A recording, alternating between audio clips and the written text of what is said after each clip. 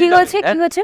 কি হয়েছে মানে মোবাইল টিপতে টিপতে এই অবস্থা, সারা দিন মোবাইল টিপে, বুকে ব্যথা, পায়ে ব্যথা, পেটে ব্যথা, ব্যথার কোনো শেষ নাই, কিন্তু মোবাইল টিপা ছাড়বে না, টিপে আছে, টিপেই যাচ্ছে। কি বলছেন মোবাইল টিপ? আচ্ছা ঠিক আছে, আসুন ইমার্জেন্সিতে আসুন প্লিজ।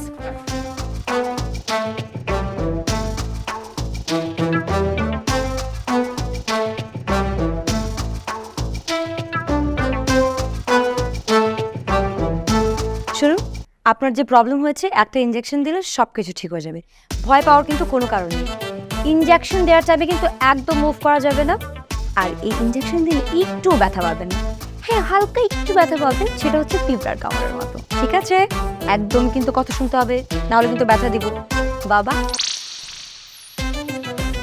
হ্যাঁ বাবা বাবা বাবা বাবা বাবা বাবা বাবা বাবা বাবা এই যে বাবা বাবা বাবা বাবা বাবা। এই তো বলেছিলাম না, একদম ব্যথা পাবেন না। শুনুন, সমস্যা কি আপনার বলুন তো? খাওয়া দাওয়াটা তো ঠিক মতো করতে হবে, তাই না? আপনি এত বড় একটা ম্যাচিওর মানুষ, আপনি যদি খাওয়া দাওয়া এরকম হেলাফেলা করেন তাহলে কি হবে বলেন? আর যদি আপনি আমার কথা না শুনুন, তাহলে কিন্তু আপনাকে আবার আসতে হবে এবং ইনজেকশন দিতে হবে। বুঝতে পেরেছেন? বাবা, ওনাকে আমি ইনজেকশন দিয়ে দিয়েছি, 30 মিনিটের মধ্যে উনি ঠিক হয়ে যাবে। আপনি চাইলে ওনাকে নিয়ে যেতে পারেন। সিস্টার, ওই যে মোবাইল টিপার ব্যাপারে তো কিছু বললেন না। মোবাইলের কথা আপনাকে আমি কি বলবো? আপনি একজন ম্যাচিওর মানুষ। Take care. আচ্ছা, ইয়েস আপনার ডিউটি কি ইমার্জেন্সি? ইয়েস। বললাম মানে কিছুক্ষণ থাকা যাবে না এখানে? স্যার, আপনার তো আসলে এখানে বেশিক্ষণ থাকতে হবে না, কারণ আমি যে ইনজেকশনটা দিয়েছি এটা দেওয়ার পর আপনি সুস্থ হয়ে যাবেন। ঠিক আছে? ইনকে যদি ব্যথাটা একটু বাড়ে? ও যে আমি আমার নাম্বার দিয়ে দিচ্ছি, বাবা আমার সাথে যোগাযোগ করে নেবে। ওকে ওকে, টেক কেয়ার।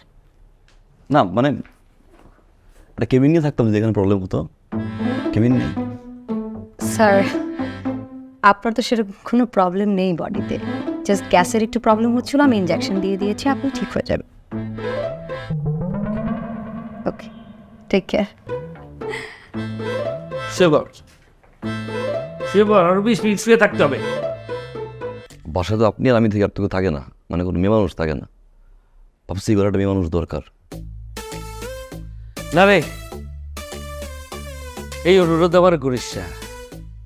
তোর মা মরার সময় আমাদের কসম করাইছে, আমি যেন কোনোদিন কোনো নারীর এই বাড়িতে না। আমি কি আপনার কথা কইছি?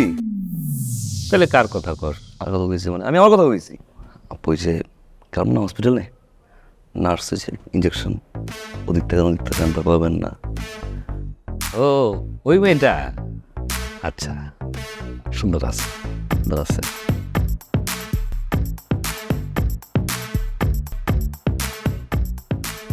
আসসালামু আলাইকুম আঙ্কেল, কি অবস্থা? ওয়ালাইকুম আসসালাম। ভালো আছি, তুমি ভালো? এই তো আঙ্কেল, ভালো আছি। তবে আমি আরো ভালো থাকতে চাই। অবশ্যই আঙ্কেল, আরো ভালো থাকতে হবে। বিষয়টা হচ্ছে যে, দেখো, আমার বাড়িতে আমরা দুটো প্রাণী, আমি আর আমার ছেলে, আর কেউ নেই।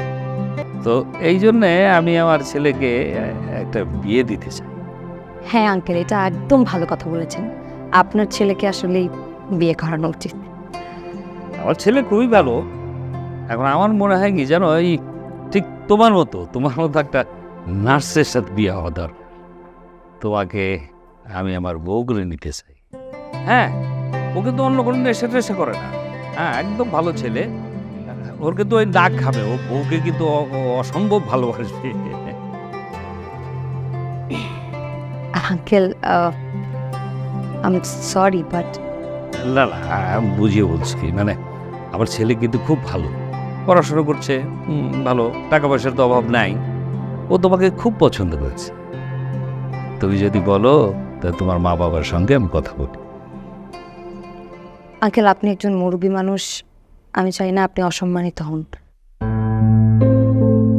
আপনি প্লিজ আমাকে এই রিকোয়েস্টটা করবেন না।